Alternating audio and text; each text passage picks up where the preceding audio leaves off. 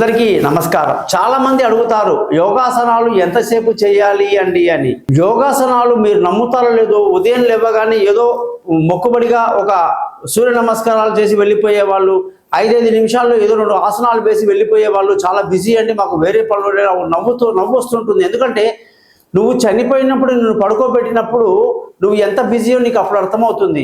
చేయడానికి నీ శరీరమే ఉండదు, శరీరంలో నువ్వు ఉండవు. ఆ శరీరం ఉన్నప్పుడే దాన్ని సరిగ్గా చేసుకోవయ్యా అని మేము మొత్తుకుంటున్నాం.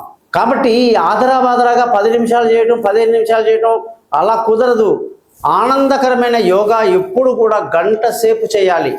తక్కువ గంట సేపట్లో నిలబడి చేసే కొన్ని ఆసనాలు ముందుగా చేయాలి. ఆ తరువాత కూర్చొని చేసే ఆసనాలు అద్భుతంగా కొన్ని ఉంటాయి. తర్వాత వెల్లికిలా పడుకొని చేసే ఆసనాలు ఖచ్చితంగా చేయాలి.